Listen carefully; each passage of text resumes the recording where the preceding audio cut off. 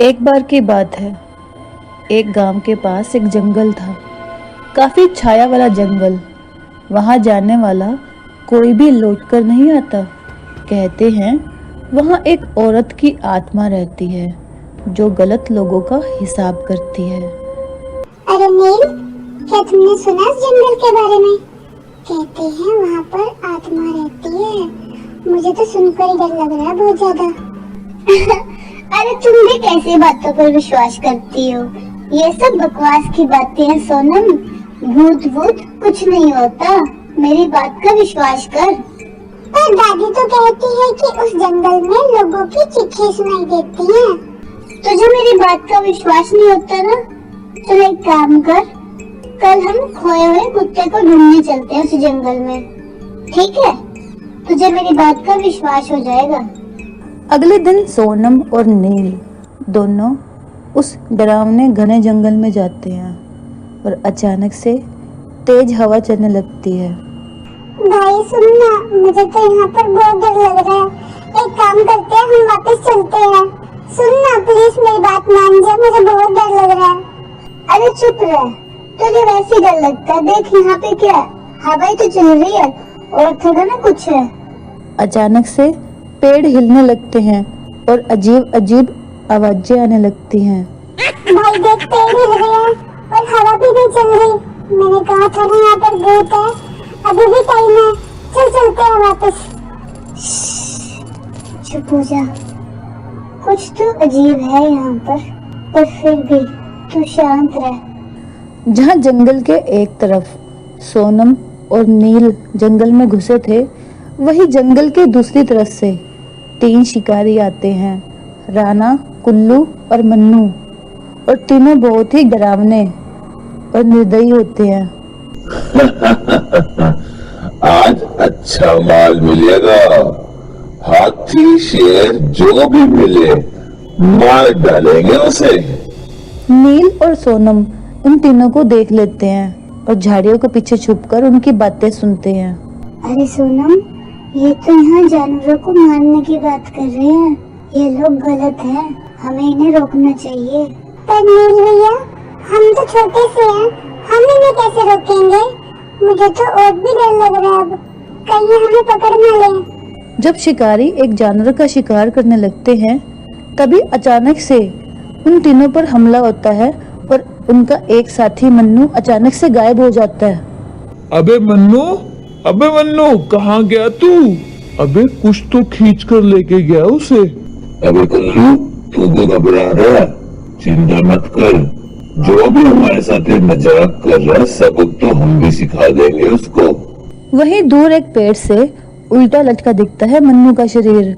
नील और सोनम उसे देखकर डर जाते हैं और एक सफेद साड़ी में औरत दिखाई देती है जिसका चेहरा धुंधला होता है और आवाज गूंजती है, जो जंगल को चोट देगा वो इस जंगल से बाहर नहीं जाएगा। मैं किसी को नहीं छोड़ूंगी, किसी को भी नहीं। कुल्लू डर के मारे भागने लगता है, लेकिन अचानक से कीचड़ में धंस जाता है और देखते ही देखते गायब हो जाता है। सोनम और नील ये सारी घटना चुपके से देखते होते हैं और डर जाते हैं। अरे भाई, मैंने कहा था ना यहाँ पर भूत है। वो देख, सामने भूतनी। मुझे तो बहुत डर लग रहा है, वो हमें भी मार देगी। अरे सोनम, तू डर मत, मैं जानता हूँ वो भूतनी है। पर तुमने एक बात नोटिस की कि वो सिर्फ उनका शिकार कर रही है जो गलत है। मुझे यकीन है वो हमें कुछ नहीं कहेगी। आत्मा धीरे धीरे बच्चों के सामने प्रकट होती है।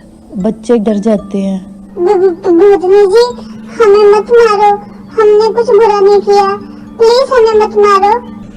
मैं इस जंगल में अपने जानवरों के साथ रहती थी, लेकिन राणा जैसे लोगों ने लालच में आकर मुझे जिंदा जला दिया। तब से मैं इस जंगल में भटक रही हूँ और जो भी शिकारी इन जानवरों का शिकार करता है, यह इस जंगल को चोट पहुंचाता है, मैं उसे मार देती हूँ। भूतनी जी, हम इस जंगल का और इस जंगल के जानवरों का बिल्कुल बुरा नहीं चाहते। हम तो यहाँ सिर्फ अपने कुत्ते को ढूंढने आए थे और आपको रोकना भी चाहते हैं। आत्मा तो नरम होती है ना। मैं तभी रुकूंगी जब यहाँ पर शिकारी शिकार करना बंद कर देंगे।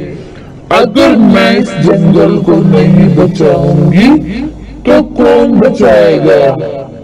तुम बताओ। तुम चिंता मत करो, हम दोनों इस जंगल को बचाएंगे। हम बनेंगे इस जंगल के रक्षक। तुम सब लोगों को मारना बंद कर दो और हमारा विश्वास करो। हम इस जंगल को कुछ नहीं होने देंगे। तो ठीक है, जब तक ये जंगल सुरक्षित है तब तक मैं यहाँ पर नहीं आऊंगी, ना ही किसी का शिकार करूंगी। परंतु अगर इस जंगल के जानवरों का या फिर इस जंगल के किसी भी पेड़ को कोई नुकसान पहुंचा तो मैं वापस आऊंगी। इतना कहते ही वो भयानक भूतनी देखते ही देखते गायब हो जाती है और नील और सोनम गांव लौटते हैं। लोग उनको देखकर चौंक जाते हैं कि वो पहले थे जो जंगल में गए और जिंदा वापस आ गए। वो आत्मा भयानक नहीं थी, वो जंगल की आत्मा थी जो सिर्फ अपना बदला ले रही थी और जंगल को सुरक्षित कर रही थी। ये हम सब की जिम्मेवारी है कि हम सब जंगल को और जंगल के जानवरों को कुछ न होने दे, तो वो आत्मा कभी वापस नहीं आएगी। सभी लोग नील की इस बात से सहमत होते हैं और सभी नील को विश्वास दिलाते हैं कि वो अब से जंगल की सुरक्षा करेंगे और किसी भी शिकारी को जंगल में शिकार नहीं करने देंगे। तो बच्चों, हमें इस कहानी से क्या सीख मिलती है कि प्रकृति को बचाओ, नहीं तो एक दिन प्रकृति खुद तुमसे हिसाब लेगी।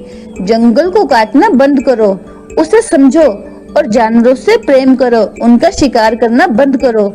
शिकारी बनोगे तो कभी न कभी तुम्हारा शिकार भी शिकारी बन जाएगा। हमें कभी किसी को दुख नहीं पहुंचाना चाहिए और सबके साथ मिलकर और प्यार से रहना चाहिए। ठीक है बच्चों, तो मिलते हैं अगली वीडियो में। Tata, bye bye.